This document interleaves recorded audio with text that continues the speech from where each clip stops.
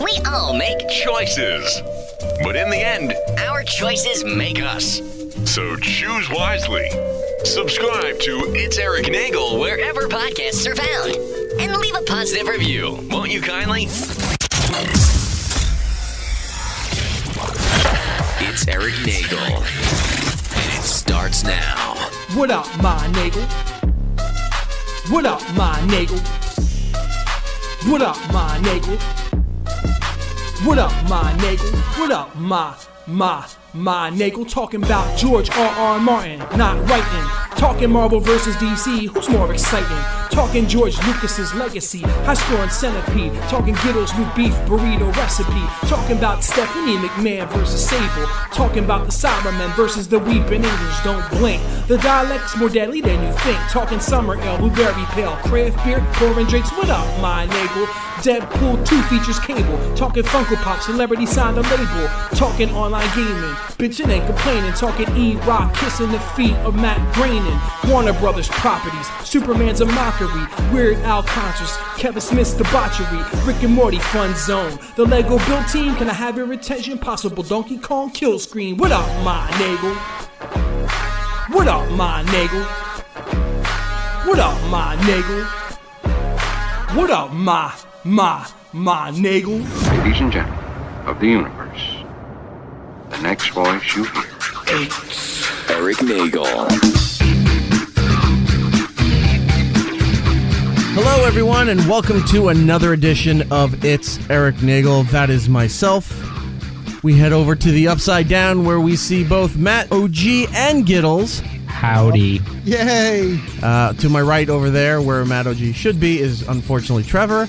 And I love Unfortunately Trevor. It's better than Trevs and Devs. Unfortunately like Trevor is a great name. I feel like that's Hashtag Unfortunately Trevor. I feel like that's ridiculously long. That's worse than Trevs and Devs forevs or whatever they were hashtagging. and that means you're gonna have to you're gonna correct the names that you put on all those posters that you signed for the listeners. Yeah, it just took 20 minutes. Unfortunately Trevor. Great. A new name and England lost. Great week. That's why when I sign things, I distill it down to just 2 letters. It's so much easier. My signature is like Donald Trump's. It's just like big like lines where it kind of looks like you're having a heart attack. Like if you look at it like the side. You do like one letter and just like an EKG. Or a seismograph. Gittles is detecting earthquakes. Yeah. Well, it's a step up from where he used to be. In the first year of the show, he would just trace his hand and make turkey drawings. Yeah, people. See, I actually appreciate that. Anyway, welcome to the program. Lots to do, lots to talk about. Last week, unbeknownst to the listeners, we had our friend Brian Johnson was here, but the second half of the program, we were sans Matt OG because there was a technical issue where there's a lot of suspicion about what's going on here, but there's Matt OG. He's connected to us this week. You had problems with your router. Yeah, so I guess for the last month or so, I'm having problems with my router, and where like it would randomly just drop out. The only thing that would fix it would be I'd have to manually reboot the router. Combine that with the fact that I've noticed that I have been dangerously close to going over my data on my phone, or actually going over my data. And I suspect it's because my router is dropping out at home, because I'm connected to Wi-Fi at home. I'm connected to Wi-Fi at work. There's very small instances during the day where I'm not connected to Wi-Fi. Right. Yeah. So, and by the way, ex-producer but still friend of the program, Lewis was having the same problem, by the by. With his, just in general, or with the server that he has? No, with FIOS and with his data.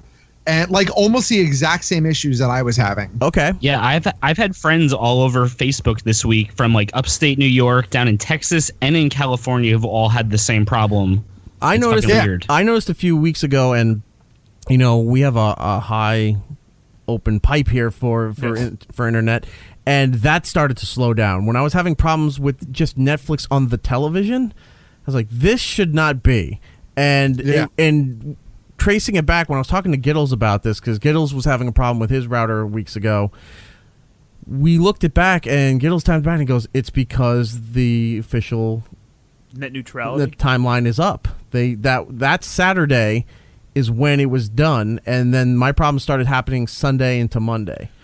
I have to say, I mean, I used to have FIOS and I loved it, but where I live now doesn't offer it, and I have Optimum, and I've been trying to keep an eye on it since you guys have all been complaining, and I haven't noticed much, except as soon as I said that out loud in my home, I guess, you know, since they're listening all the time, I have to reboot it now. The Alexa heard it. I think that's the problem, because if the Alexa loses internet connection, it just like does that red ring, and I use it as my alarm clock, so if it has no connection, it won't wake me up. So I've noticed like 2 mornings I've woken up like 10 minutes late just naturally, thank God, and I'm just like, Alexa, what time is it? And she's just like, cannot connect, don't have any information right now. So I don't know. It's just recently with Optimum, I've noticed that I've had to reboot my router manually in order to get everything back. So Matt, what happened with your situation then? So last week in the middle of the show, my internet completely cut out. Right. Like rebooting the router did not work. Nothing. I couldn't get it back up, and I didn't actually. Phrasing. Ew, they have a filter now. Show title. I didn't get any sort of internet back until the next day. Right. Right. I actually had to have a tech come out, and he was fucking useless. Well, that's not true. He was mostly useless because he did some finagling downstairs, like in the basement where the main like FIOS box is, and he got it to come.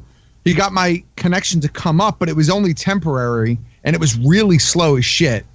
And so I had like 3 or 4 days of garbage internet until I got a new router. And, you know, I had to go through FIOS and get the new router because the tech was like, oh, you don't need to even get the FIOS router. Just go get any router. But then I checked. But after having a conversation with E-Rock, who was like, I thought you needed the FIOS router. And I was like, that's not what the tech told me. I was like, you know what? Let me call technical support at FIOS just to make sure. And they're like, well, you could have your own router, but if you would like to be able to use options for your cable connection, like the TV guide feature, you need one of our routers. Ah, okay. All right. So I ended up just getting their router. And, you know, they shipped it to me or whatever. And I was able to hook it up. And I have to say that since I've hooked it up, my connection has been better than it ever was. Okay. But I don't know. So I still don't know. Is it that my other router, which was probably about 4 years old, Okay. had just reached its life expectancy, because those things don't last forever. And so this new router is working, or is there something much more nefarious going on?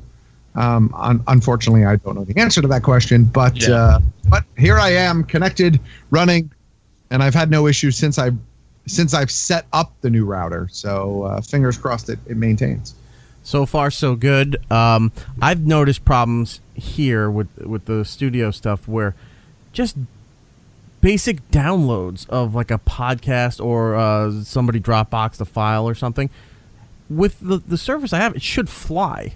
Yeah. And it still has a little hang up. Like it gets to 30%, waits a couple of seconds. Now it's at 60%. Now it's like this should have just been instantaneous. And I don't know what we're paying for with their gig line service, which should have no problem. Like I could have 200 computers or 200 devices hooked up, downloading, streaming, whatever. I should not have any problem at all. And then it goes one step further, and we'll come back to FIOS in a second. I was having issues with Netflix on the televisions using the Smart app, right? Yes. What would happen is sometimes it wouldn't boot up. It just said internet connection, couldn't connect, want to retry. Should not be a problem. Finally get to Netflix, it connects.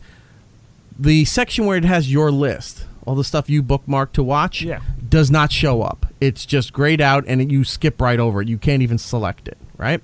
Then a new problem started happening this week where your continue watching list gone is grayed out now. Okay. But then you can go to the other categories, and you can still select all the other movies. So I contact Netflix, and I'm speaking to them. I said, this has been going on for months. My list on the TV apps has been gone for months. The newest thing is now the continue watching is grayed out. And then sometimes it's there and sometimes it's not. But the My List has been off for months. So I'm telling him everything, and I think his name was like Larry, but he's not a Larry. Sure, it's Larry. Right? Hello, this is Larry. He's not a Larry. Well, you're not allowed to do that anymore, unfortunately. No? No. Yeah, unfortunately, Trevor. Yes. Did you not see Much to Do About a Poo, or whatever the thing was called? No, I don't want my child. Much a poo about nothing. Yeah, that too. Starts every day. Much ado about a poo. And yeah, and then so he's going through everything. And he's like, "Did you try, the basics? Did you try restarting? Did you try signing out and signing in?" Yes, I even did a hard reboot for the television. Did the factory reset and reprogrammed everything. Is your TV hardwired in or the Wi-Fi? The TVs are no, the TVs are all Wi-Fi. Okay. My FIOS is Wi-Fi too. There's one box, and then all the little affiliate boxes for TV is all Wi-Fi as well. Okay. And the Netflix was, so I did all that stuff, and he was walking through me, and then I told him, I'm like, this is what's happening. And then he's typing something, and then a couple minutes later he comes back and then says the exact opposite of what I just told him. So this is getting really frustrating. I'm like, I just told you this is the problem. And then he finally goes through everything, and he says, okay, this is a known issue. It's on Netflix's side. It's a known issue. It's been going on for a while, and they have no estimate of when this will be fixed. And I said, how is this acceptable? It's if it's been going on for a long time. And I looked online after this phone call, and I see it goes back to at least into the spring of 2017. There's people that have these problems with the smart apps on television where they're not updating enough, or there's connection problems and they're not getting everything. So Netflix knows about this, and they told me it's happening with the Vizio televisions, Samsung televisions, and then certain Blu-ray players that have the feature to stream Netflix through it.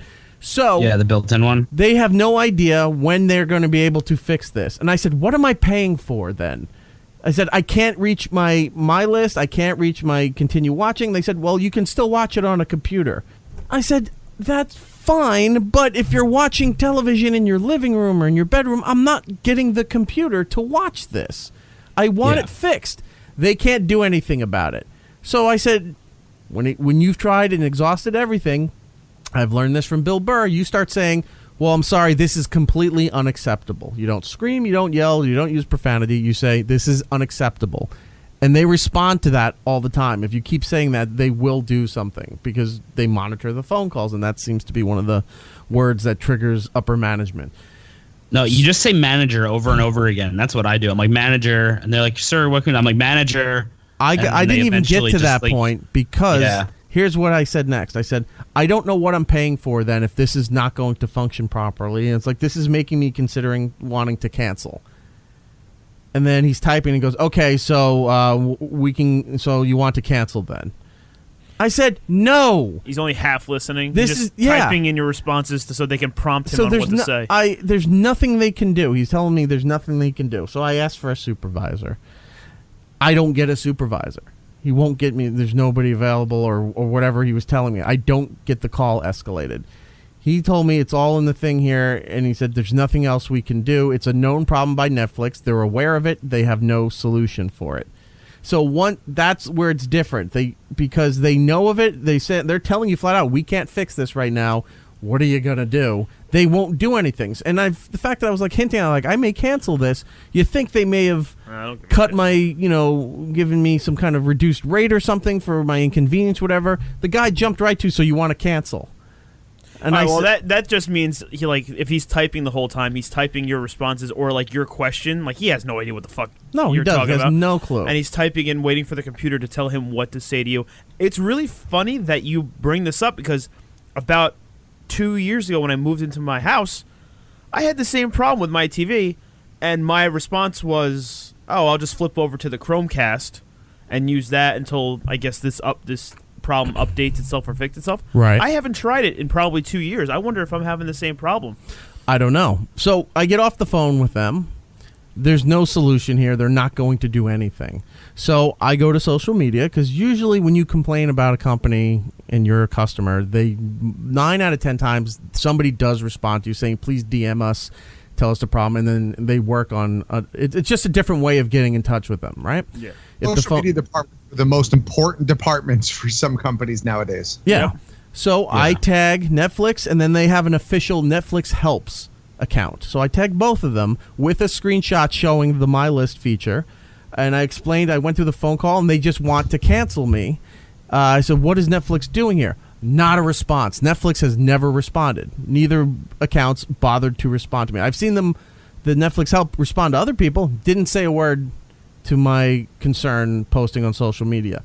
But I got a lot of other people writing me who pointed me to some articles and message boards and what have you, like Reddit threads, where all of a sudden they're saying this is they've been dealing with this forever.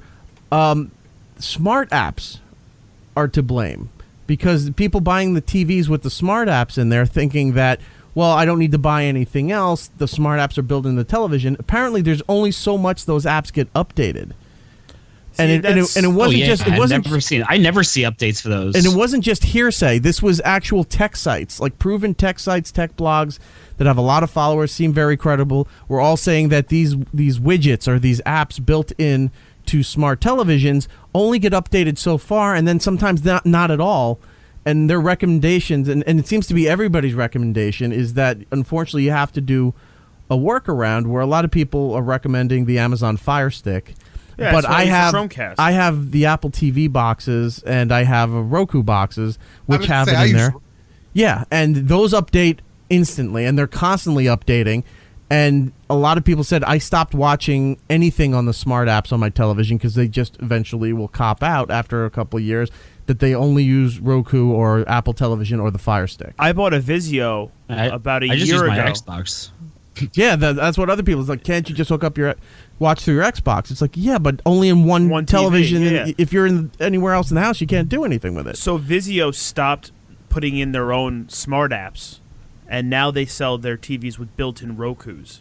So you get that Roku remote with your TV. So Roku's doing all the stuff for Roku, it. yeah, will stream for it. And that, so. But now I'm suspect, even with that built in, I'm suspect that that's going to have a problem with updating somewhere down the line. It seems like you're going to need a third, like a peripheral box or something hooked to the TV in order to get everything you want. Yeah, anything in the TV doesn't. I've lost trust in anything built into the TV anymore now. Yeah, I mean, I spent about $2,000 on the Samsung, and that's the only complaint I have. The quality, the picture, everything's great like that, but the smart apps are shit. Well, that's what happened with Netflix. Going back to the FIOS situation with Matt. Matt's up to date now with his thing. Gittles was telling me about people, and as he mentioned a little earlier, about people all around the country that he knows are all having problems with FIOS being throttled back. And I looked on hashtags, I looked on Reddit, I looked in a couple places, and there are a lot of people complaining about this. And any official word, and there's not much official word from FIOS or Verizon anywhere, but anybody who got an official statement screen capped it and posted up there, and they're all swearing that nothing has changed.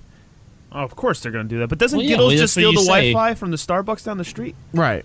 Nothing has changed. I live under a bridge. There's no Starbucks over here. Oh, okay. Like, there's two homeless people who have a king-size bed living better than me under the bridge, but there's no Starbucks. But I wish I was joking about that shit. That's a nice bed. If that Tempur-Pedic? Of course they're going to say that. Of course they're going to say, what's their sleep? You should go and ask them what their sleep number is. They're going to be like, my number's, give me $1. My sleep number $3.50. Of course, the company's going to say that no, nothing's happened, because also the head of the FCC was a former executive for Verizon. So, of course, Verizon's going to say nothing has changed, whatever. But somebody's got to be at least starting some investigation on this, because I've also heard people who have, what's Comcast cable? Is it Xfinity? Is that Comcast? Yeah. It's Matt's favorite company. Yeah. Yes.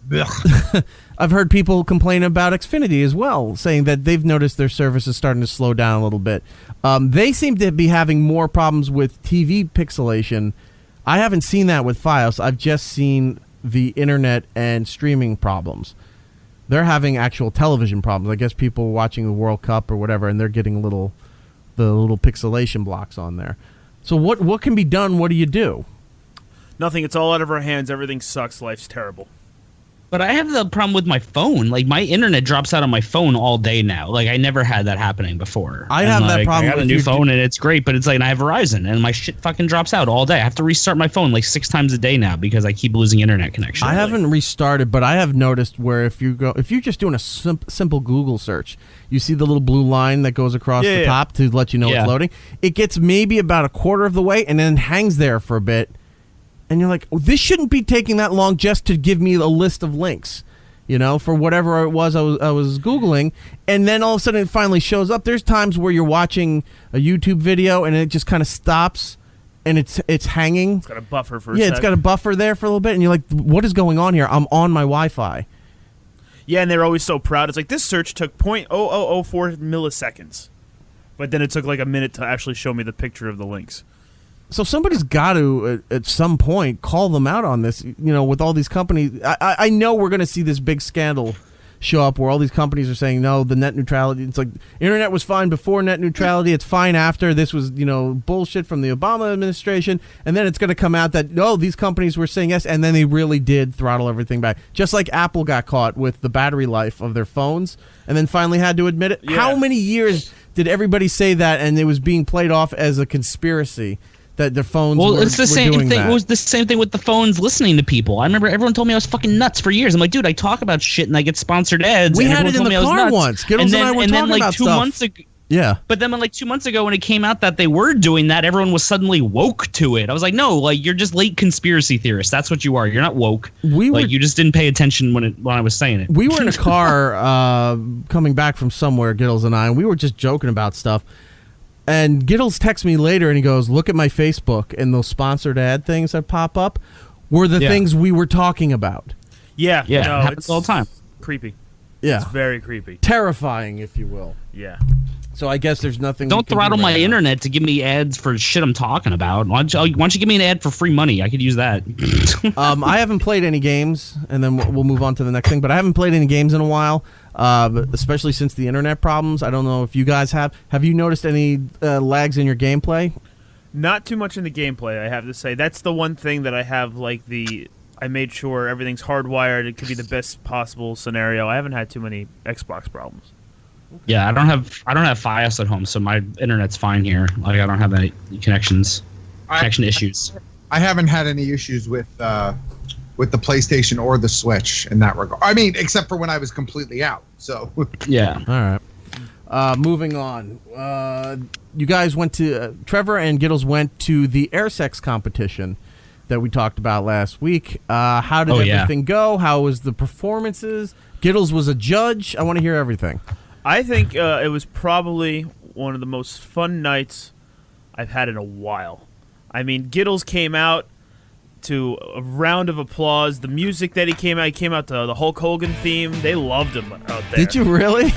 Yeah, he's like, I need a theme song for you. That's like a pro wrestler. I was like, Hulk Hogan. I had my Keep On Truckin' America hat. I couldn't not do it. I came on stage and did the whole dance moves and shit. It was fun. Well, that's good. At least you didn't do. Remember when Limp Bizkit was the theme for the Biker Undertaker? At least you didn't come out to roll. Yeah. Well, the best part is and now it's Brian Gittleman, and he took one step and then he went back, and everyone's like, go up there, and he's like, I'm not going until they play my music. Yeah. I started walking on stage. I was like, well, wait, they didn't play any music, so I have to go off the stage now. So I got off the stage. I waited for them to play the music, and then I made my entrance. Yeah. Then he did the whole But everyone thing. could see me there waiting for the music. I'm like, I'm just waiting for this. Like, whenever it happens, happens. But it was a fun event. Like, I didn't know what to expect going into it. Right. I've seen an Air Sex performance once at Trash Bar, maybe 10 years ago, and it was really raunchy and ridiculous. So I was expecting that. When I got there at the time they told us to check in, and I was like, oh, I'm here for the Air Sex thing, and the lady's like, I have no idea what you're talking about. I'm like, okay, I'm gonna wake up in a fucking bathtub with ice and my kidney's missing because I went to an Air Sex competition. Of course, that's what happens. So I didn't think anyone was going to be there. And then it turned out there was 200 people there. It was fucking packed. It was insane. There were so many people there. And it was just nutty. I had some friends who came. We had some contest winners who got some tickets, and they had a blast. They all loved it. They were like, that was such a fun night. Because it's just ridiculous karaoke. It's just people pretending to fuck invisible people. How is that not funny? And the best part is, while they're explaining it, you could tell that some of the crowd still wasn't like. There was plenty of people who, like, I guess, went to this bar, saw the sign, like, oh, let's go check this out, and if it sucks, let's see leave. what this is. Like, there's people who were there to compete, and then there was like just random people who just want to see what was street about. traffic, yeah. Yeah, but Yeah. at the same time, like, they're explaining it and they're still not getting it, and the host Chris was just like, all right, I'll do a demonstration for you, and he got into it. Like, he took a headband out, and that's when he was getting real with it. Yeah, he got like way into it. Like he was picking Getting real fake with the pubes out of fake his air teeth. sex. He was pulling fake pubes out of his teeth. That was interesting. Yeah, he was really getting in there, and there was a lot of really good contestants. There was a couple of people who got forced onto stage who didn't have the routines, which was really funny. Right. Because the air sex thing, it's basically karaoke. Like, you sign up, you pick a song, and then you go on stage. Like, they don't really vet people. They're like, oh, if you want to do it, get on stage and do it. Right. So you have no idea what's coming up next. There was people who signed up and then just didn't go on stage. So, like, people just got pushed on stage, and they had to figure out, what they were gonna do. Like, they were looking for somebody signed up as the name Empire State Pussy Liquor, and he didn't show up. Yeah, he didn't show up. That should be a show pushed this title, dude but on no. stage. Yeah, they pushed this dude on stage, and he was just like, I guess that's me, and he just like improv'd air sex, and it was pretty funny. Like, I gotta say, there was some people who were really good at it. There was a woman who went by the name Super Soaker, and I could feel the jizz from the Invisible Man that she was blowing on stage. Like, it was ridiculous. Like, I was just like, oh my god, she is really into this. And then I think it was her boyfriend who was also there, or maybe husband, who was there as The Truth, and that was his name. And the wrestler? He could have been a wrestler, dude. This guy could have beat the shit out of me while air fucking somebody. Like, this guy was jacked. Was that the guy that jumped up when I was yelling for more people to run on stage? No, hold on. We will get to that moment. Because I don't remember that moment too well. Someone told me yesterday. I remember that moment very well. Yeah, so The Truth was there, and my friends in the crowd were like, did you notice that one girl, Julia, who was like at the end of the table? I was like, yeah, I wasn't watching her during the performance. They're like, I thought she was going to gnaw through her lip just staring at the truth. Like, she wanted the truth. Like, she could handle the truth. Like, that's what she was going for. Like, she was there and just like, just fawning all over this guy. There was a lady who went by the name of Off Red, and she did what was quite possibly one of my favorite things I've ever seen live, which was the Handmaid's Tale air sex. Now, you ask yourself, what is the Handmaid's Tale air sex? So she pulls out a red cape and the little hat, and she just kind of like strolls around on stage to the song Hungry Hearts, and then she just lays on her back. Wait, the Bruce Springsteen song? I believe it was. I don't know who writes Everybody's got a hungry heart. That one? Yeah, okay. And so she just lays on the ground, missionary position, and to the beat of the song just goes, with doe eyes, staring at the ceiling for like 2 minutes. It was like some fucking Andy Kaufman level shit. I was like, this is brilliant. Like, give this girl all the awards. I was like, bravo. Like, I should have asked her to marry me afterwards. I was like, that was so dark and disturbing, but I loved it.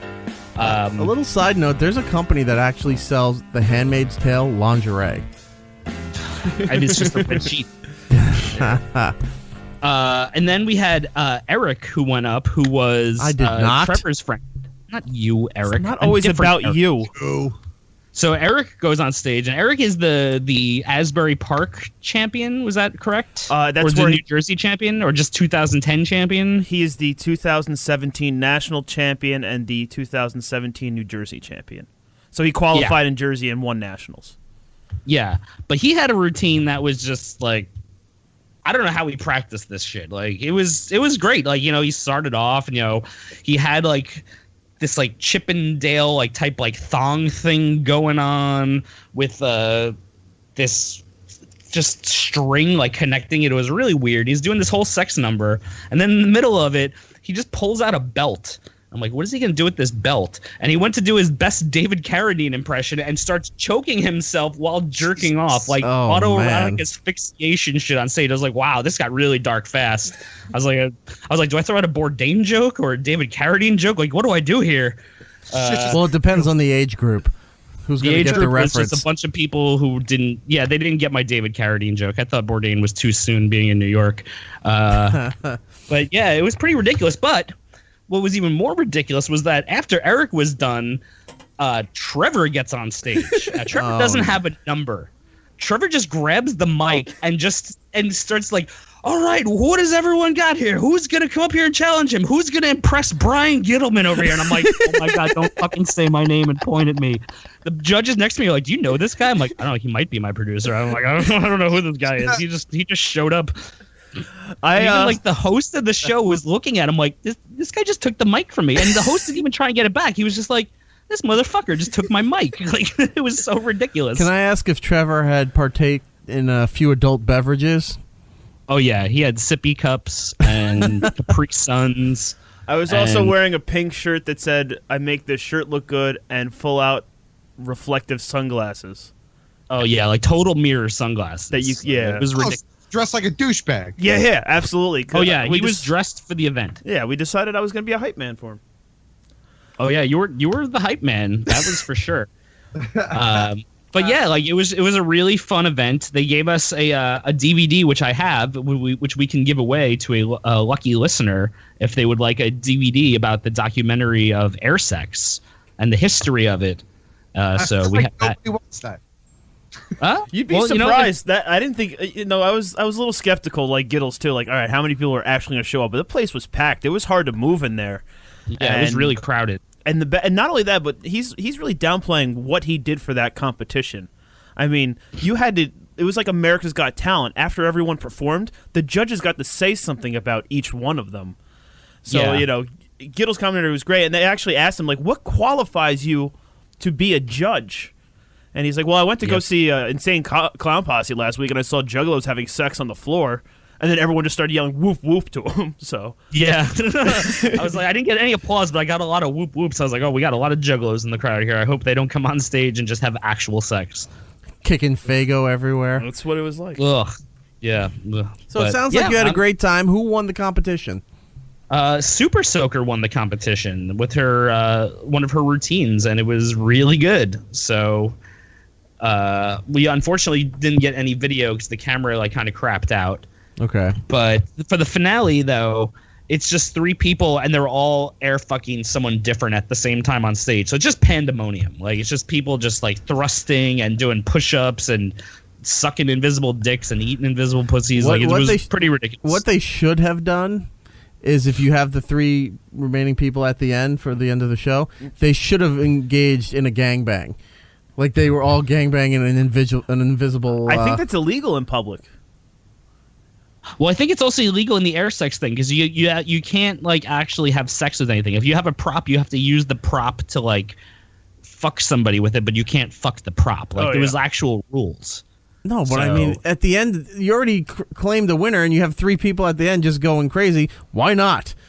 That's Amsterdam, Eric. Like, that's what you do in Amsterdam. You go to the sex show. There's a guy in a gorilla suit banging a banana. Like that happens in Amsterdam. Like, or you go down.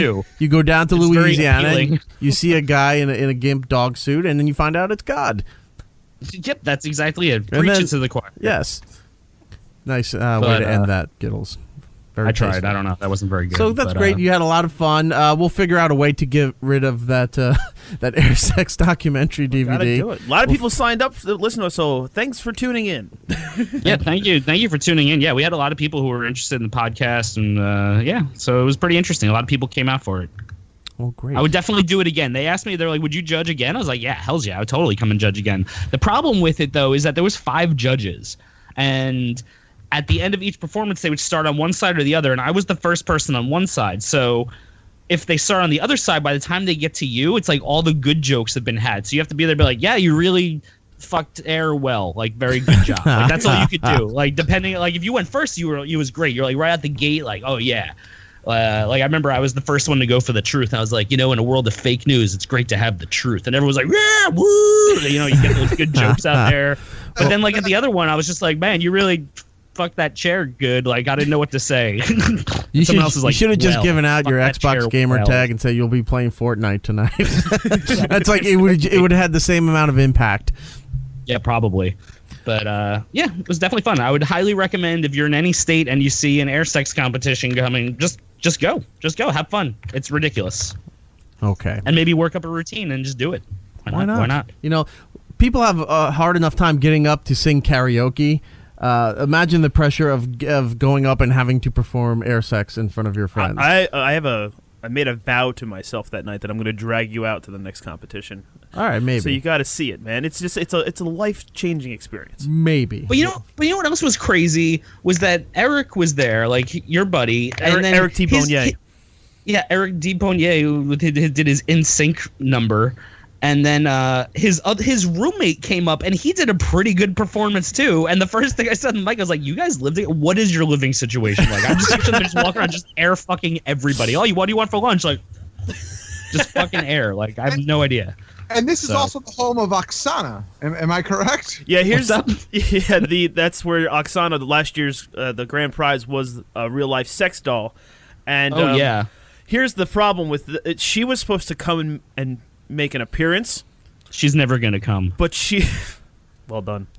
But she's 90 pounds, and the only thing we could fit her in was a duffel bag. We thought it was going to be awkward walking through downtown with a body in a duffel bag because it really didn't fit. Like the legs were kind of sticking out, so we didn't know how we were going to get it. It's not if you don't act like you're not supposed to be there. Confidence. That's what sir, I'm taking my mannequin for a walk. Confidence, yes. Put your earphones on, and it's either when the helicopter is chasing Henry Hill in Goodfellas, or something from like Ocean's 11 as you're walking around like you're heading to the caper. All I have to say is that is a very interesting household to live in between the three of them. I could only imagine. I think they need to do a synchronized act if they all live together now. Sure. Is that I don't know if they would do. Look, they've got synchronized swimming. They could probably synchronize this. Yeah, but the whole thing that makes it not illegal is that you're doing it with the air and not another person. No, but what was great though was what was the Eric's roommate's name? Nick. Sure. I don't know if we used his real name or his fake name. So Nick. Yeah, I don't remember. But yeah, he even like in the middle of his act did like the Eiffel Tower, like to an invisible person that was there. So he was having like a three-way at one point in his invisible scenario. Those are fun. Yeah. All right. Well, everyone had a good time, it seems. Thank you to the fine people at the air sex competition for having us down there. Chris and Julia, well done. And we'll be there next time. Moving on. Next week is the con of all cons, San Diego Comic-Con, starts next Wednesday for preview night, and then Thursday through Sunday the actual con itself. Unfortunately, this will be the first year that the show isn't there in many years. And ironically, it's the first year I'm going. Oh wait, no, I'm not. My badge will be waiting. My badge is waiting for me. So get on a train and even more of a tease for Matt. So if anybody's you couldn't get tickets, if you can wait on the line and prove that you're Matt OG, you can get his badge and have fun. There you go. Yeah, do it. And if you're going to do that, let us know because we need you to pick up a few things for us. Yeah, we need toys. Yes. But anyway, so San Diego Comic-Con is ramping up. It is next week. So there's a lot of stuff that is just now being announced as far as what panels are going to be there, what guests are going to be there to promote whatever projects, exclusives, all the fun stuff that surrounds San Diego. Matt, break down the list of what you have. What should everybody know about going on at San Diego Comic-Con? Well, I mean, there's panels that start on Thursday and they run through Sunday. I didn't pull too much of the exclusives, right? Although we could share some of those elsewhere. But I did pull. I looked at some of the panels that I thought might interest us, or at least kind of tie back into the show in some way, shape, or form. Okay. Toys That Made Us has a panel on Thursday from 1 to 2. It's with show creator Brian Volk-Weiss. And the executive producer is going to be there. One of the writers and editors is going to be there. That should be interesting because, season 2 just wrapped. Season 3, I think, is on the horizon. We're fans of the show. Our friend Randy was involved in season 1 of the show. Randy will be there selling his There Goes the Rocket t-shirts. That's right. His wares, as it were.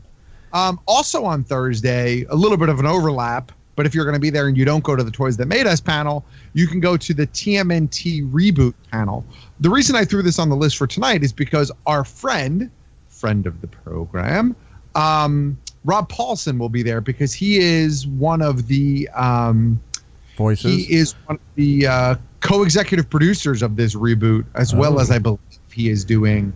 I don't think he's actually doing any of the Turtles this time around. So where is this rebooting? Is this another Nickelodeon property? Yeah, it is another Nickelodeon property. So and with all... Sorry, go ahead. Okay.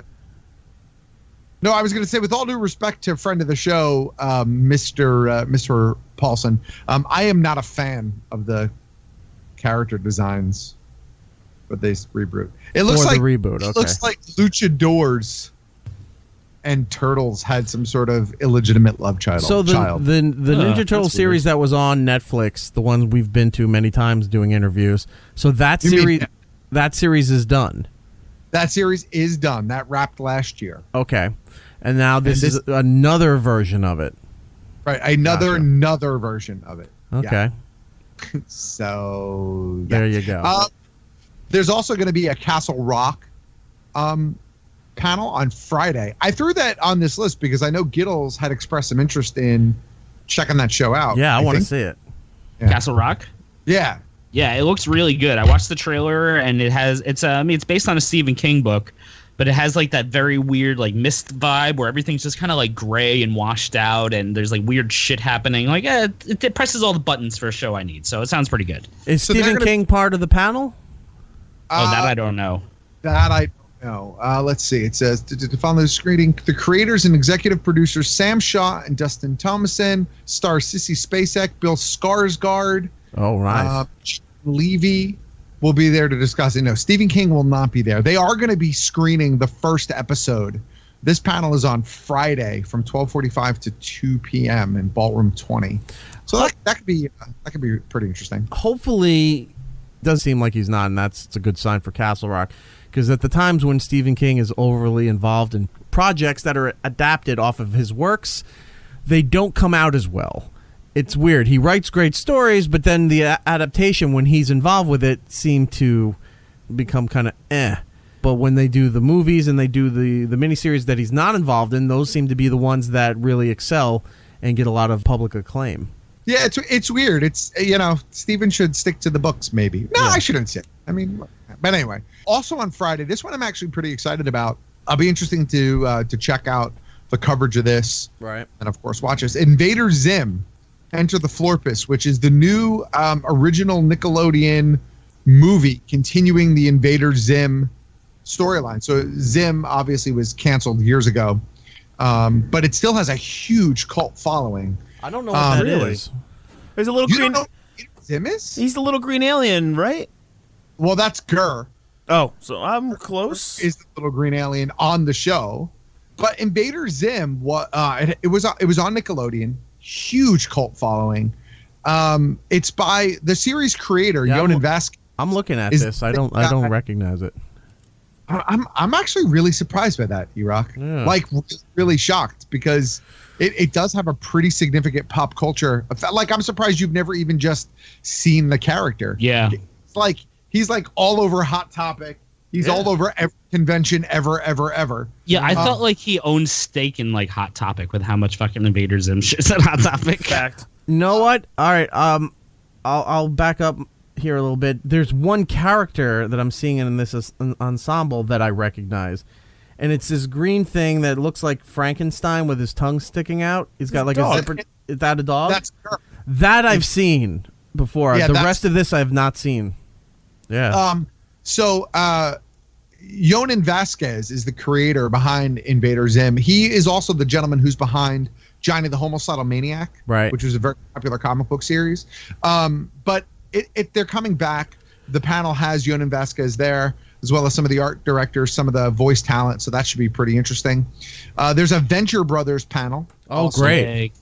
Cool. So I know that. I think they're back in October. Yes. Yeah.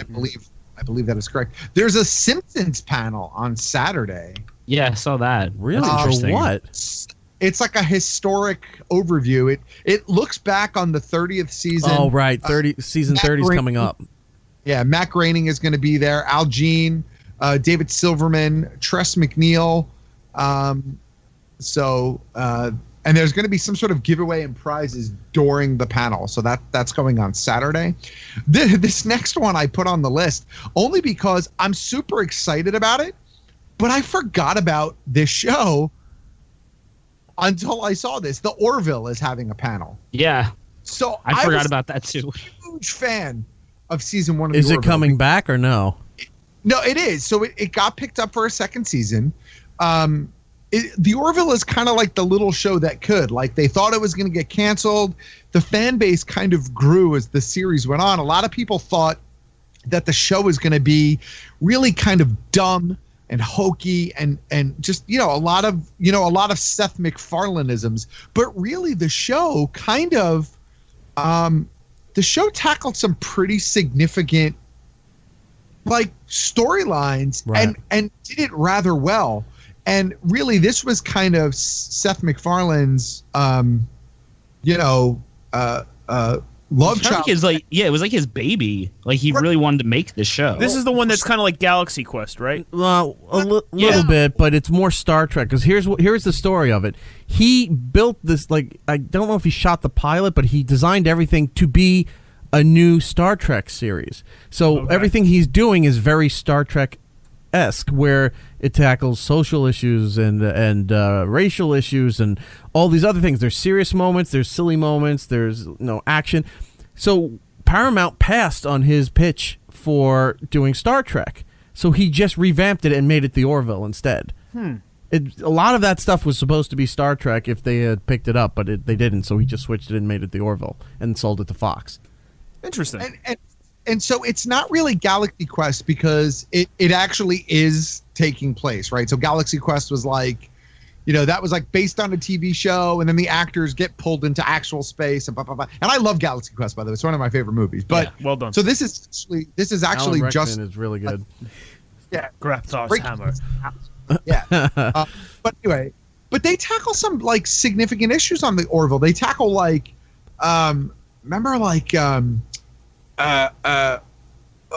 society's look at female babies and stuff. I mean, there's just they kind of tackle zoo. I don't know. But yeah, there was an episode where they were killing off the female kids, right?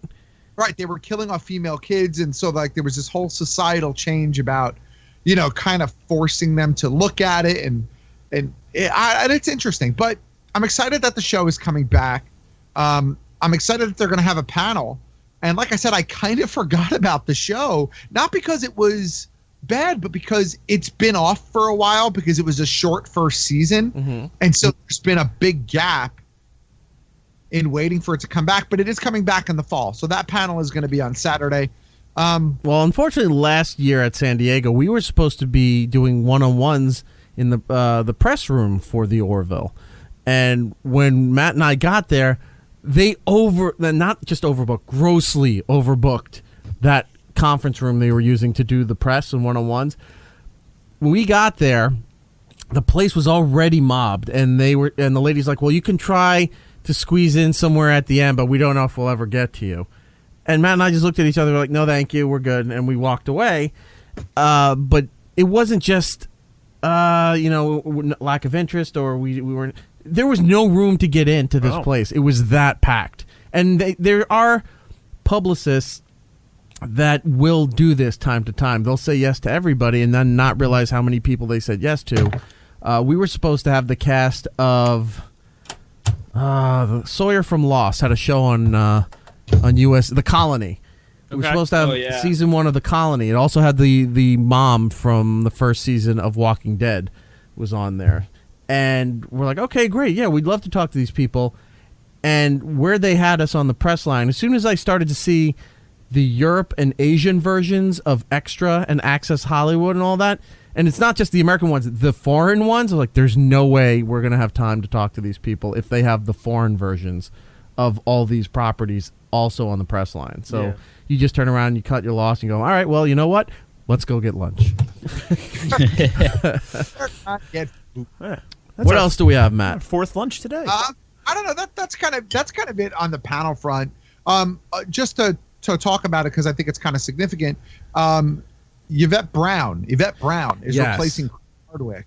They were campaigning for her on social media once the Chris Hardwick situation happened, and then AMC announced that he would not be hosting in the AMC or BBC panels, everybody started saying you need to have Yvette Brown. What's her last name? I'm sorry.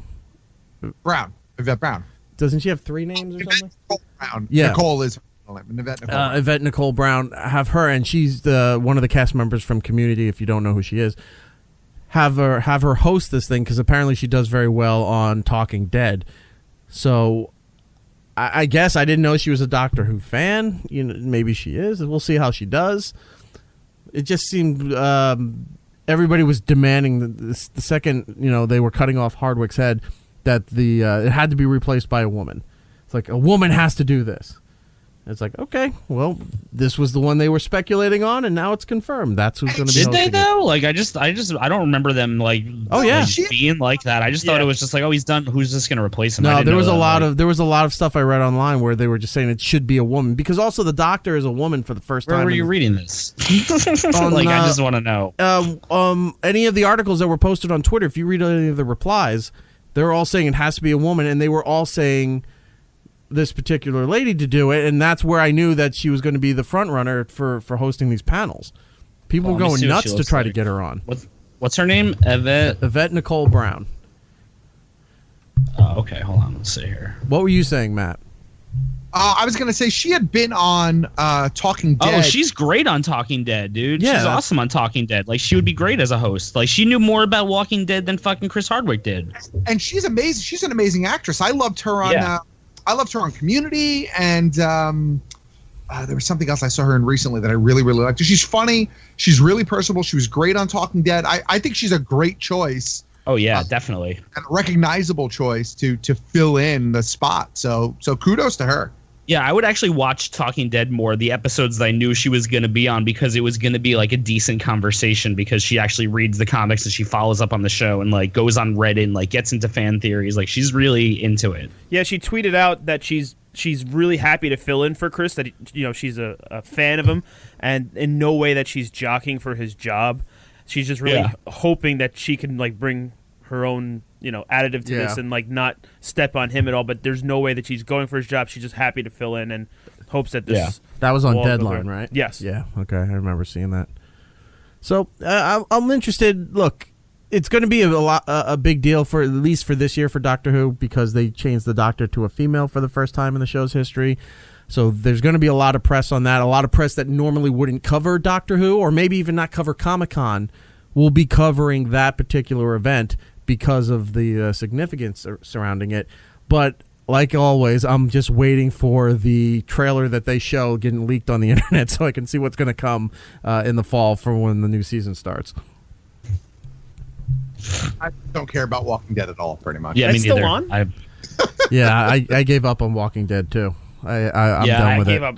That's once Carl started eating pudding while his dad was dying. I gave up. Well, it's crazy. Like, I mean, I've said on the show before that when the show was in its peak, like, you had to stay off the internet so that like nothing was spoiled. And like, I don't no idea what happened in the last 2 seasons. Like, I don't nothing either. Has been spoiled because no one's like talking about it anymore. Yeah. I mean, it's also a show that ran past its prime. Like, you can't go as long as the comics on it. And it's still, and I heard it's renewed again. I'm sure it is. I'm sure they're still making enough ton of money on it. Mm-hmm. Yeah, that's why they're going to continue Game of Thrones with a prequel, just to keep making the money. But people aren't getting tired of Game of Thrones. That's the thing. There's no there's no frustration or outrage for Game of Thrones. I feel like there's certain shows out there that like I like the resolution. I like that it's over. It was perfect. I'm actually okay with Game of Thrones coming to an end.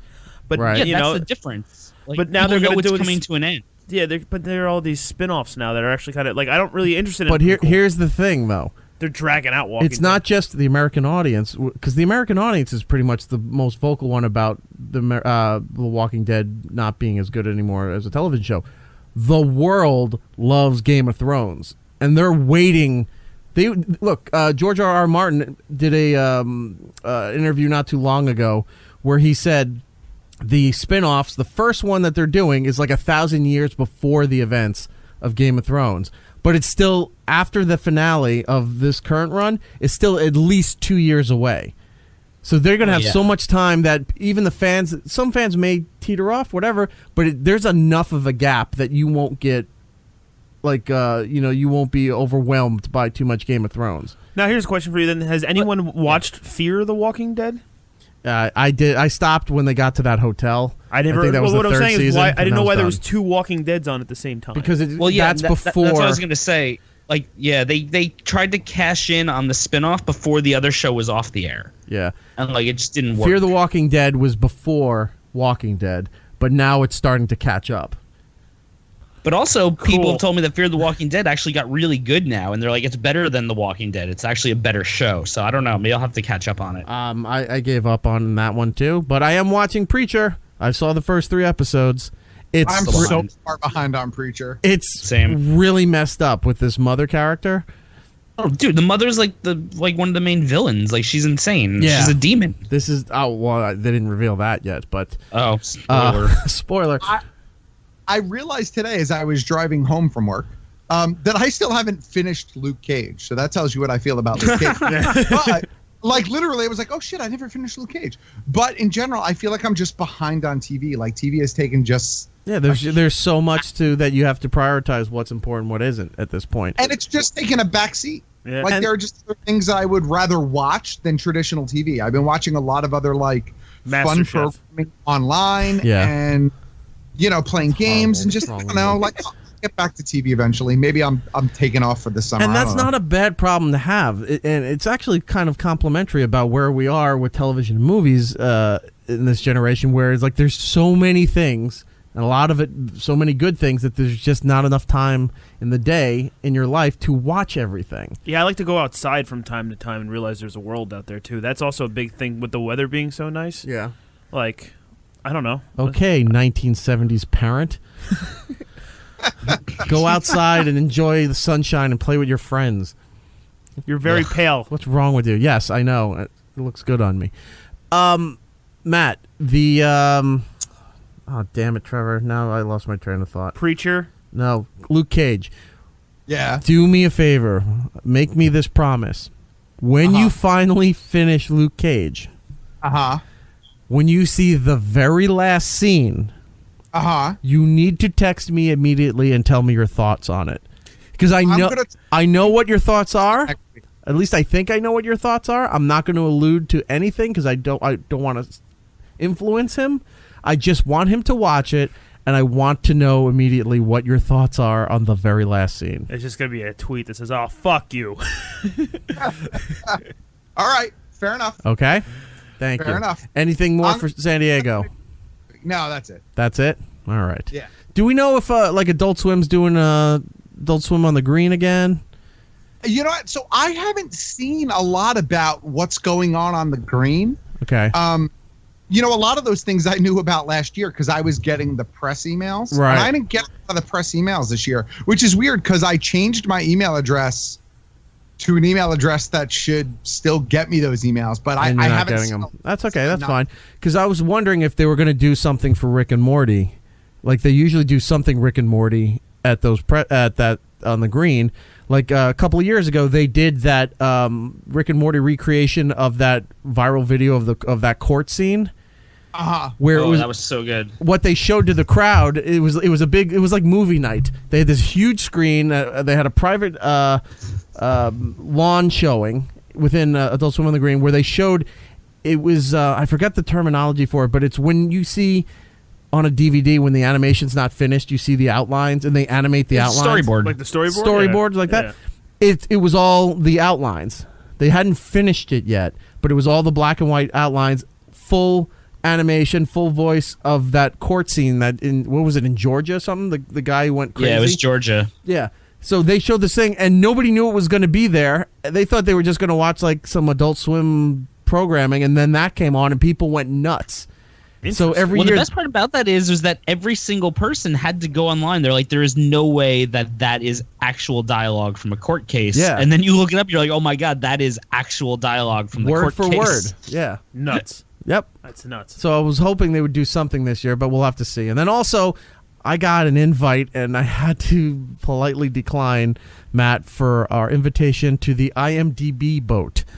Oh, man, I love the IMDb boat. That was this awesome. sample? I am the boat. It is. People say it's I am the boat. I am the boat.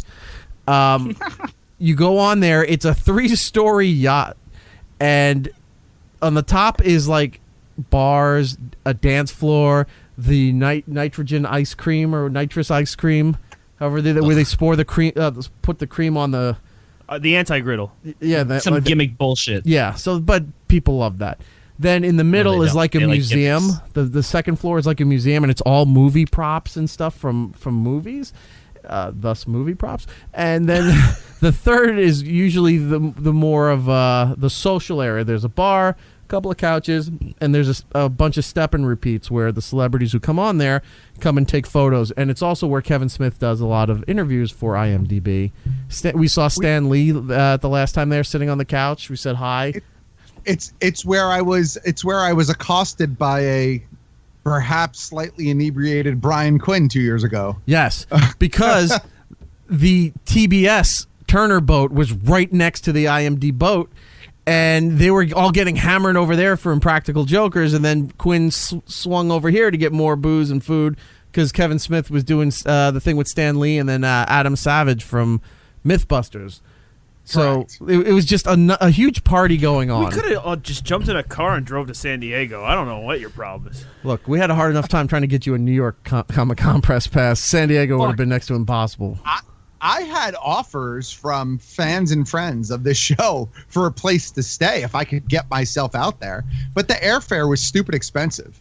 The hotel we were at last time was really nice. The Days Inn? It was it was the Hilton. It was very convenient. It was right there at the convention. Hilton Bayfront. It was the nicest hotel I think I may have ever stayed in outside of like a resort. Yeah. Wow. It was the view was amazing. The rooms were amazing. The whole hotel. You go down to the lobby, and right when you come out of the elevator, there's the player piano from Westworld. Like it was awesome. Although the hotel we stayed the year before that, though nowhere near as fancy as the Hilton Bayfront, was conveniently located next to a Jack in the Box, so you could just go out and go at any time of the day. But it also was the scene of any number of late 70s horror movies where white girls in showers got murdered. So, Jack in the Box murder. You know what it looked like? Remember when Daniel moved to California in the beginning of Karate Kid? The pool and the gate, that's what it looked like. It was one of those. It was Reseda. Also, I think the final day is probably today when you're listening to this show. To register, if you're going to be out there to go see Conan O'Brien do his show out at San Diego that he does every year. And he also debuted his new Conan Funko Pops that they're giving away per show for next week. One of them I'm really jealous is because it's Conan as the Predator, and it looked amazing. There's him as a X-pilot from X-wing pilot from Star Wars.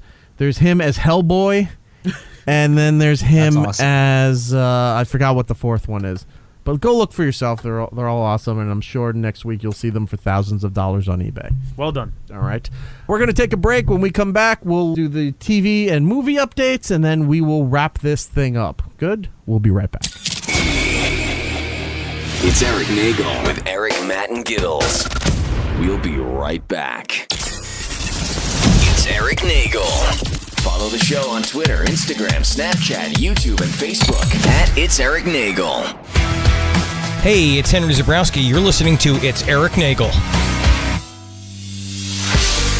Welcome back to It's Erik Nagel. That is me. And the upside down is Matt OG and Gittles, and to my right is Trevor.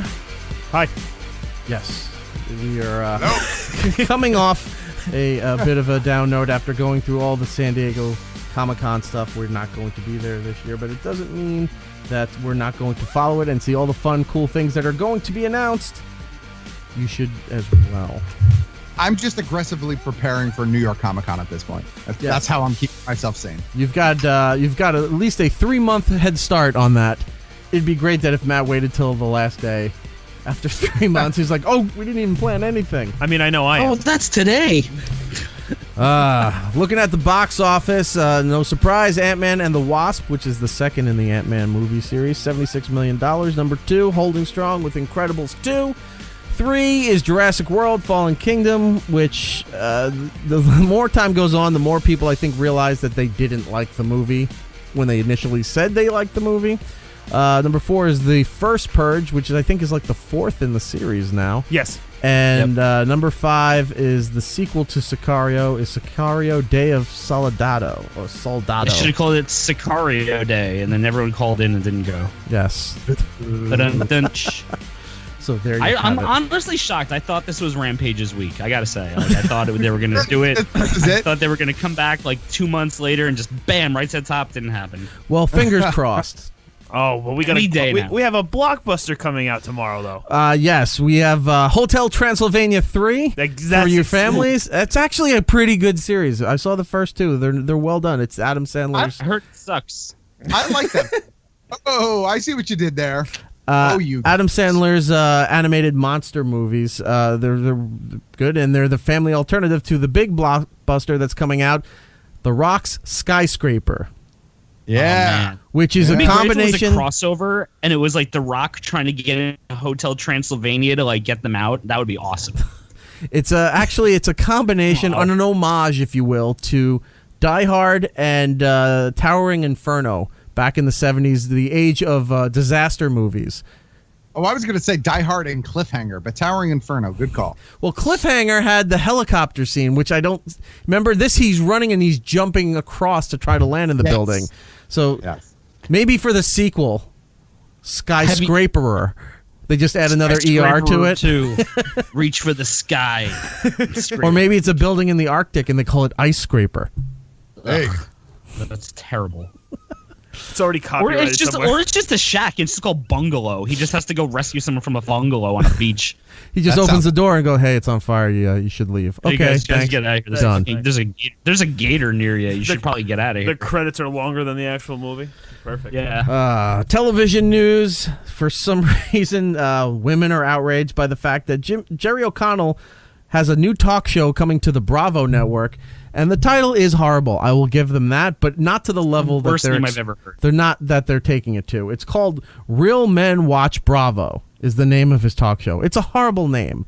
But articles I've seen, especially that Jezebel website, where they're saying they're horrifically titled and it's insensitive, and what were they thinking? And they're implying that what do they clarify as men that don't watch Bravo? Oh, I'm sorry, straight white males. Or straight males. It's like, but isn't that true? Guys don't watch Bravo. It's actually a fact. Yeah, they don't watch it.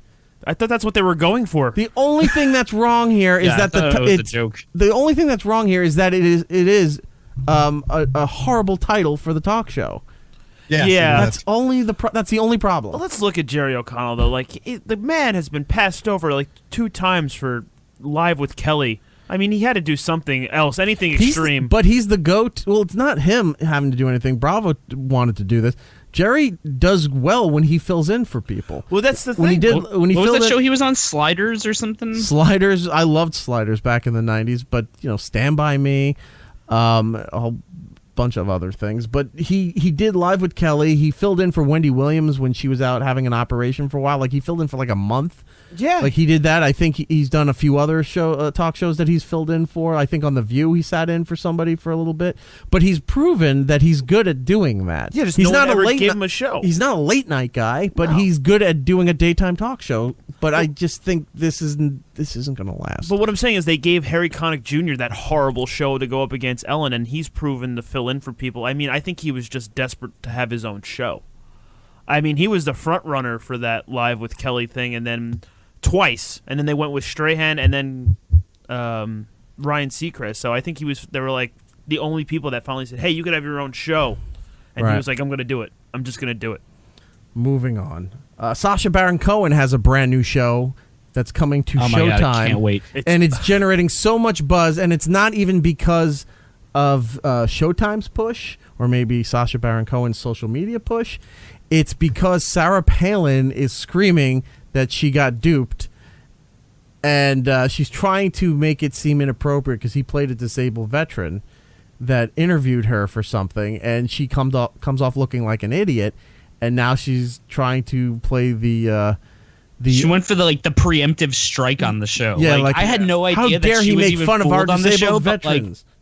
But she just gave the show so much free publicity. Like, so many people are like, "Oh, I can't wait to turn in now." Now, you know I haven't what I mean? seen it, but from the little blurbs that I've read of people who have seen some advances for it, because it comes out this Sunday at 10. At 10 p.m. Is it this Sunday or next Sunday? No, it's this Sunday at 10 p.m. on Showtime.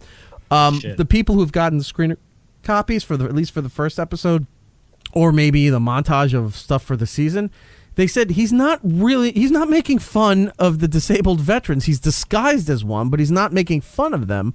She's the one who's just naturally an idiot. And because she opened her mouth, this is just doing gangbusters for their promotion. Oh, yeah. The other thing that caught a lot of attention, and he's not complaining about it, is former Vice President Dick Cheney did an interview with him. And then at the end of the trailer, he's doing a plug. He's plugging the show. So yeah, I haven't seen any of the trailers. All I've seen is posters, and then I read that thing that Sarah Palin's like, "I got duped," which is you only say that when it's gonna be really bad. You know what I mean? Like, you don't come out and say that a week in advance if it's just slightly okay. So a tweet. Do yourself a favor and go and see that trailer and check it out, because you'll laugh at the end when Dick Cheney's like, "Right here, okay." Join us this Sunday and blah blah blah. Like, he's doing the plug for the show. It's very funny and uncomfortable all at the same time. Well, the best part is too, it's I was reading in the Sarah Palin interview, she's like, "Oh, I knew it was him when I sat down." It's like, yeah, and you still got duped. You still got fucking duped. Yeah. What the hell? I don't understand this. Being like, "Oh, I knew it was him, but I got duped." No, you don't. It's either you knew it was him and you played along, or you got duped and you didn't know it was him. It's one or the other. The funniest tweet I saw from all this was, the only thing you ever got duped by was thinking you could be vice president. Yeah, I saw that. That was hilarious. Great. So check that out. Also, if you're fans of the WWE, that same night is Extreme Rules on the WWE Network. So if you like that stuff, check that out. Star Wars news: Billy D. Williams is going to return for Episode 9. And the theory behind that is because Carrie Fisher has died. I don't know whatever extra footage they had left over to use for Part 9, but she hasn't died at the end of Episode 8. She's still alive. And we don't really know. We think Luke has died and crossed over to the Force, but we don't know that either. There's still some questions. And the very end of Part 8 showed that the Star Wars story is moving away from the Skywalkers and their legacy completely by showing that little kid pick up the broom, showing that it's not just these people, this family that has, and these people, this little faction dealing with the Force. It seems to be everywhere, that everyone has it to some degree. So we'll see what Episode 9 is about, but the theory is that he's coming in here to be the big lead because there's nothing more that she can do, obviously, to shoot for this movie. A fan theory I read was that if they can invent or figure out some kind of time thing, that they go and they wind up bringing Han back. And I said, that's a bit far-fetched. I think they should just let it go already. Yeah, but anytime it has to do with Harrison Ford, I get a little concerned that people always seem to want to bring him back for some reason in any franchise he is, because they think he could save it. Yeah, well, they're bringing back Indiana Jones. After it got pushed back now another 2 years to 2021. Yes, but it doesn't mean they never shot. Have they shot anything yet? No, because they can't agree on the script. Apparently that's the problem. It keeps getting pushed back because writer problems. They're like, all right, it's done, and they read it like, this is shit. You realize the last one we did was Aliens, and we really fucked that up. We can't fuck up this one. I don't know. Matt loved that movie. That was terrible. Matt liked that movie. He was not a fan of Temple of Doom, but he liked the Kingdom of the Crystal Skull because for the time period that it was supposed to be was a lot of alien, civilization, conspiracy people, and Matt thought it fit the time as the progression goes. I know. That was one of the worst movies I've ever seen in my life. I had one of those Gittles moments where just right in the middle of the theater I went, is this about fucking aliens? And everyone goes, no, it can't. Oh, it is. It is. Fuck.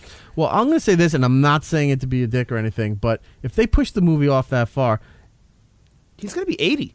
Well, one, he can either die of natural causes or he's going to crash another plane.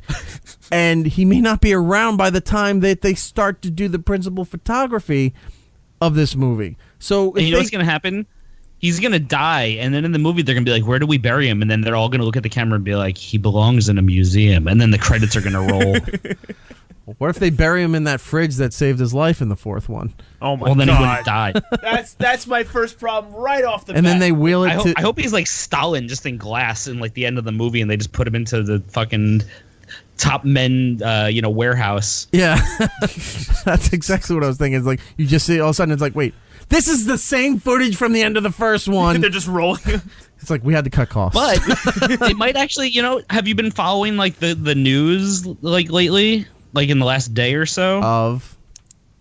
Just like the news, like where they found in Alexandria, they found a giant sarcophagus under the street that's solid. And it hasn't been opened in like thousands of years, and they have no idea what's inside of it. So I feel like they could use that as a premise. It's like over 7 feet tall, and it's pitch black. And when are they gonna open it? And is Geraldo opening it? Dude, no joke. That's the first thing I thought. I'm like, they don't have fucking Geraldo opening this sarcophagus. Give him a crowbar. Look, he's got to make it up to the people. Fucking. And who's in it? Al Capone's in it. Oh, that would be the greatest long game ever. Like, I would give him props. What for if that. they open the esophagus and it's really just the regeneration machine from Stargate? Well, when the aliens are dying, they put him in there. He's gonna choke to death because he won't be able to breathe. But if they open the sarcophagus, you're then right. it'll be okay. Wow. Yeah. Well done. I'm an idiot. Sarcophagus is totally correct. But yes, so they could do what that. What if they open the sarcophagus and it looks like an esophagus?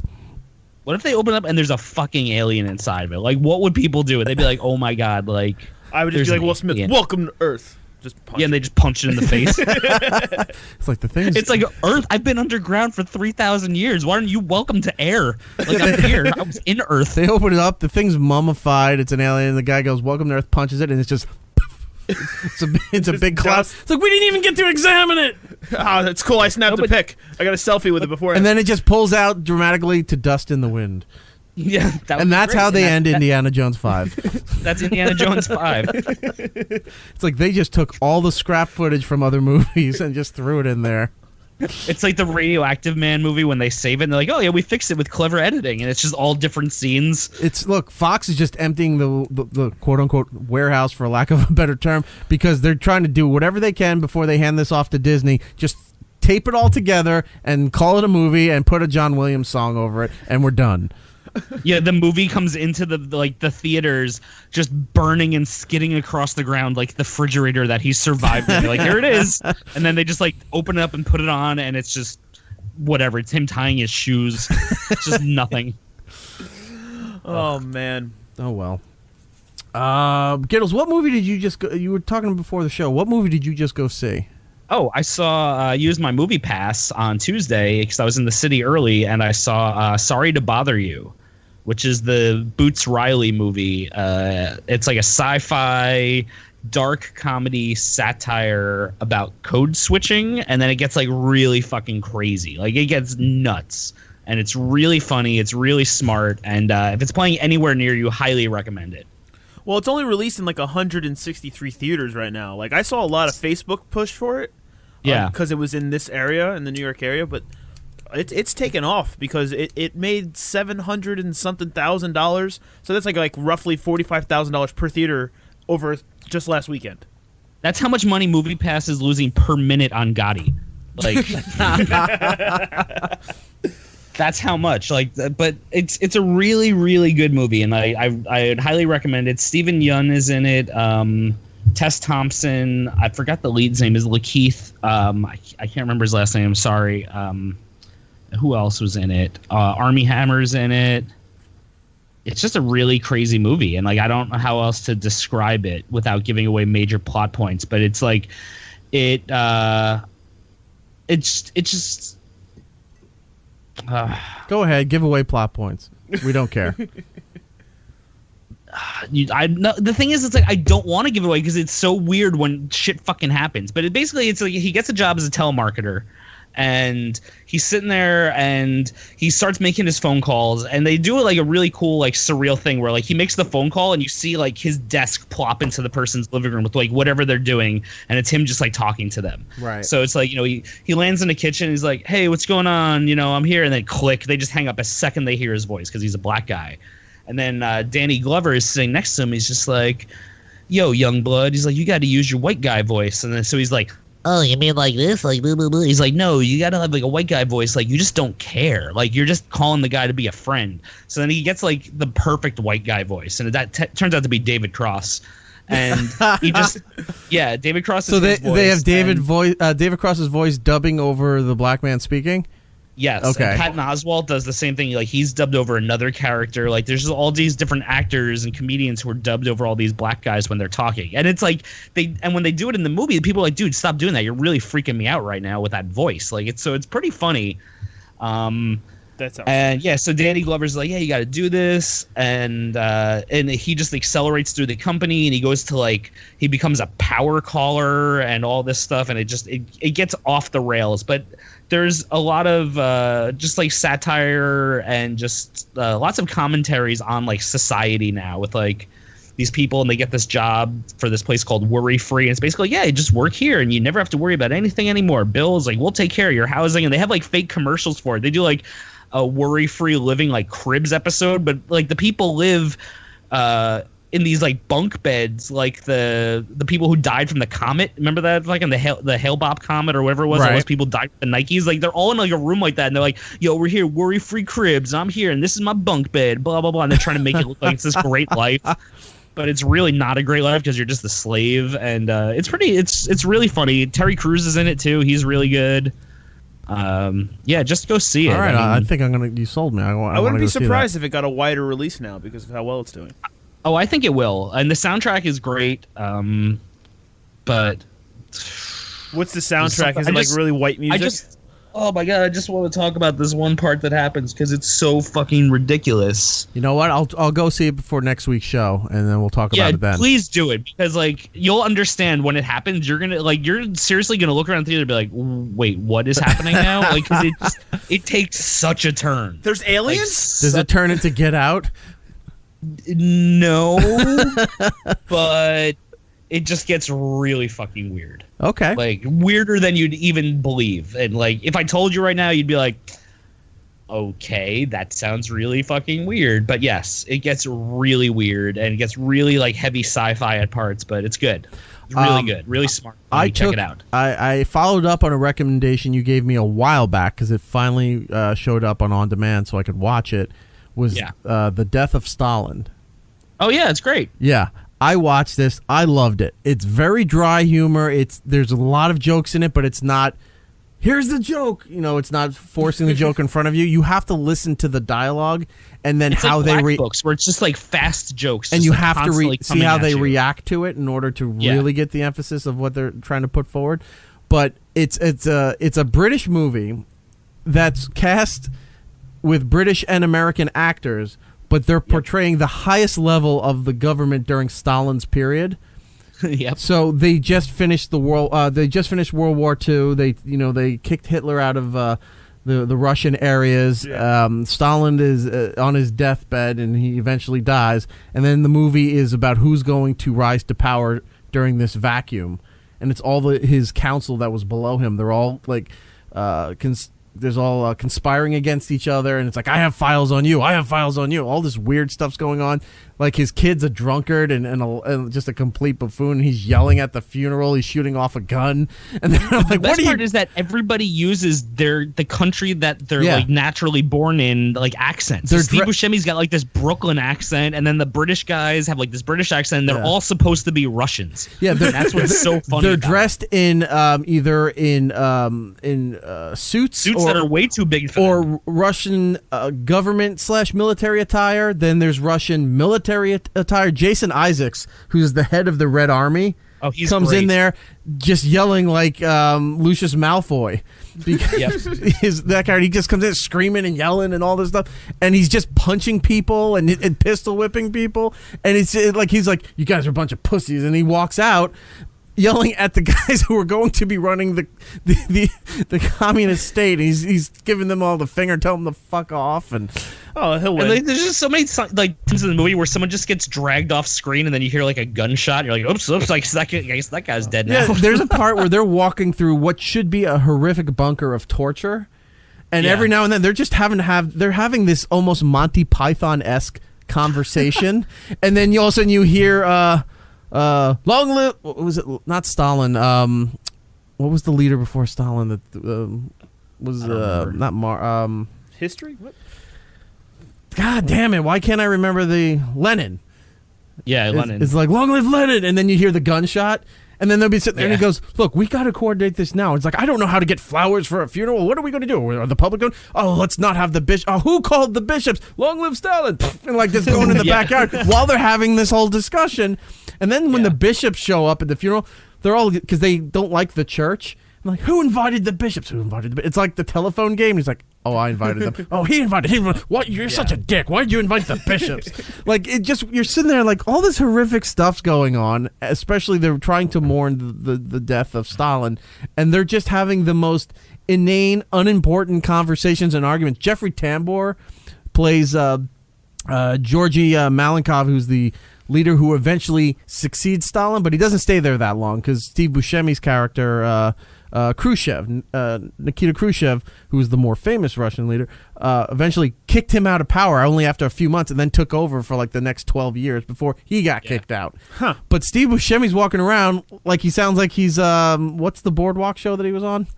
Oh, Boardwalk Empire. Boardwalk Empire. So he sounds like his character from Boardwalk Empire, where he's walking around there. It's like, I don't give a fuck who you have in your files there. This, like, you're like, what am I watching? It's amazing. It's on demand if you have iTunes or if you want to go buy the DVD or whatever. Go out and see The Death of Stalin. It really, if you like dry humor, it's very funny. Perfect. Yeah, when I saw that in theaters, like I was like 10 minutes into the movie, and I said, "Oh, this is an Erik Nagel movie." Like I know Erik, like he is gonna love this movie. It was so good. Was that? Is it? I thought I saw it maybe pop across Netflix, but I might be wrong. Possible. Oh, it could be. Before we get out of here, you guys wanted to talk about the latest update for Fortnite. If anybody out there is a gamer, if you play Fortnite, you want to hear this. If not, you maybe want to go and check it out. There's still time to get the new updates and the beta version and all that stuff. Yeah. So Fortnite Season 5 dropped today. Right. And we finally got to figure out what, like, when the rocket went off from Season 4, it created some kind of rift in the sky, and we didn't know what it was. It was flying around making all these rifts, and slowly during the last 2 weeks of Fortnite, things have been disappearing. Like in Tomato Town, the giant tomato has disappeared. The burger off the burger place. Are we talking disappearing like the leftovers, or disappearing like the end of Infinity War? Yeah, like the War? leftovers, like just gone. Like where the fuck did it go? Oh, not like you see it disappear like the end of Infinity War. No, all of a sudden, fuck! Why? It comes out on DVD in a couple weeks. Shut up. Yeah, exactly. That's your fault. I did so well. Wait, hold on a second. You made it this long and didn't know that? Like, I know. Mean, like, round of applause. Like, you did pretty good. How did you avoid the Toys R Us meme of Jeffrey disappearing? I didn't know what it meant. Leave me alone. You lolled at it. How did you not know what it means? Are you just putting out lols and not laughing out loud? He's having a breakdown. My God, man. He's having a convulsion. I laugh out loud every time I type LOL. I go, ah, ha, ha. You know what he's doing? He just found out there's no Santa. Yeah, because Thanos killed him. No, God damn it. Don't tell me. Thanos is like, Christmas is canceled. Click. Sorry, Trevor. Play Fortnite. I don't even want to talk anymore. Should we name the episode Disappeared Like the End of Infinity War? First England, now this. God. Unfortunately. Yeah, Trevor. England dissolved the same way Infinity War ended. Yeah, they just floated away and then punched a bunch of people in the face. Croatia, yeah. Stop talking! Croatia kicked the shit out of them, and they're like, we didn't feel well, and then they just disappeared. Like burning embers. What's wrong? Oh, no. Oh, bother. Season 5's out. Get your battle pass. No, come on. Tell everybody what's going on. Yeah, Thanos shows up, ruins the movie. Well, Thanos showed up and it was in Fortnite, so how was that not a spoiler? Oh, well, he didn't make everyone disappear. Holy shit, you're making everything makes sense. All right, he's having a complete breakdown. All right, so anyway. Gittles, you tell me what Fortnite's about. It's a game that takes 2 weeks to play. That's why it's called Fortnite. Yeah. and you build forts at night. Right, but the season 5, what's going on with that? It's there's more forts and there's more night. So everything disappeared, and so all of a sudden today was released, and this is a video that they put out. All of a sudden, the burger that's on top of one of the restaurants is in the desert in like real life. Yeah, it's a real life. There's a human being.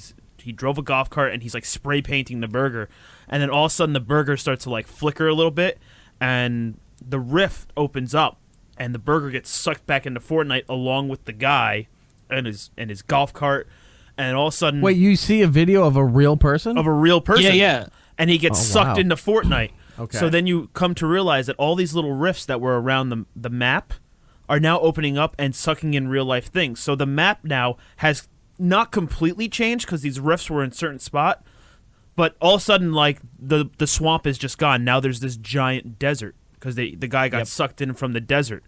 And the same thing with Anarchy Acres, sucked in a whole golf course now.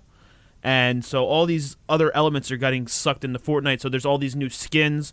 There's and it's also different. There's like new portals and stuff, so you can like jump in a portal and it'll like drop you from the sky again, and you can like re-parachute. Yeah, there's different. There's like 4-person shopping carts. Yeah, there's different rifts from the sky. I mean, from time. So there's also Vikings being pulled in and Viking boats, and you can drive. And one of the biggest complaints that PUBG had that Fortnite didn't have was vehicles. So first they had shopping carts, which made you run around a little bit quicker, but now there's golf carts. So all 4 of your squad could jump into this golf cart and drive around. The roof. Now you come barreling over the hill like Jackass? Exactly. You build the ramp much. and you go flying. You can kill someone just by splattering them like Halo. But it's a golf cart. And there's so many new skins. And apparently the skins will, instead of just buying it and then you buy the outfit and you have it, every skin can now evolve throughout the season, which is also kind of cool. And you buy the Battle Pass, and it just helps you evolve through it. If you buy the Battle Pass once, it's $10. Oh my God, there's the Easter Island head is in there. Exactly. That's all these cool things really being pulled into it. You'd love the trailer for it, Eric. Like I'm looking at it right now. And it just shows like when things are happening. So you see the people with like their parachute on, and then their parachute just gets falling, and they just fall to their death. Look, I was trying not to laugh while Trevor was explaining that, but I saw that the guy's doing hang gliding, and all of a sudden, and he just goes flying into the trees. I mean, it's really interesting, and the Battle Pass is $10. You get, and it turns into V-Bucks, and you take the V-Bucks and you buy the Battle Pass. But throughout the Battle Pass, by accomplishing most things, you golfing. You get V-Bucks. Yeah.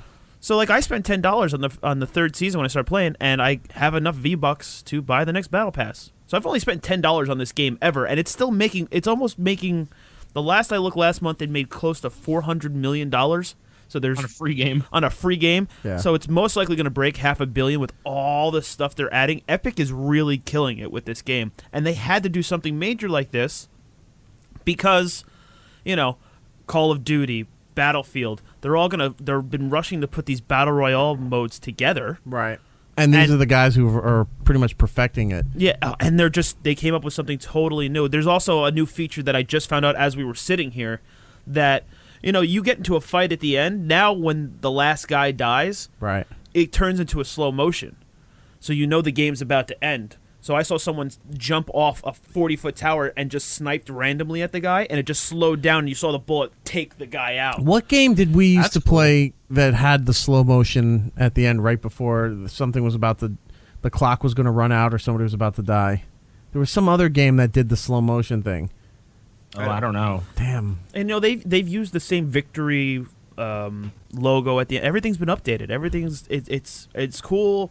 The weapons are only going to continually get better. And I like the fact that when something's too good, they pull it out and they bring it back later. They've really done a really good job of rotating all these different weapons and ideas, and you don't get sick of it. So each week, it's kind of like playing a new game.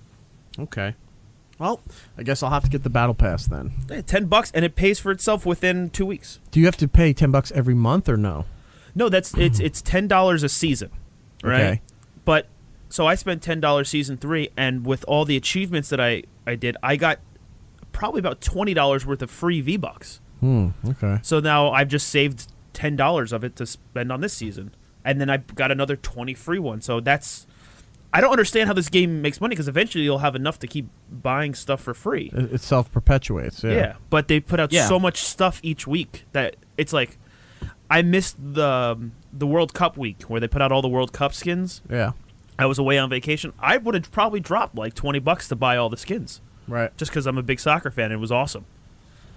All right. Well, I guess I'm going to have to go get the Battle Pass. I'll have to do all the updates. I want to be a Viking. Like, I can't wait to be a fucking Viking. I saw in the trailer a big Viking ship drops down, and I want to find out what you do with the Easter Island head. I know, it's going to be cool. So maybe he just goes hop, hop, hop, hop, like a Disney thing, you know? That would be awesome.